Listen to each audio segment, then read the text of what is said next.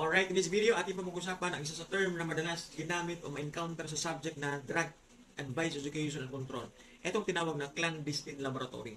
Now, what do you mean by clandestine laboratory? It is a laboratory. Laboratorio. Okay. Anong klaseng laboratorio? Clandestine. Now, ano ang ibig sabihin ng clandestine? It refers to secret, covert. Okay? Now, take note yung term na clandestine, ginamit niyan sa law enforcement administration. Yung tinawag na clandestine operation. When we say clandestine operation, secret operations like surveillance, okay, covert operation, no? Sa Drug Advice Education, kapag sinabing clandestine laboratory, mga sikreto patago ng mga laboratorio. Bakit sikreto? Bakit patago? Okay? Okay. It is because illegal. Okay? Tandaan nyo, clandestine laboratory is any facility used to manufacture dangerous drugs or controlled precursors and essential chemicals. Okay?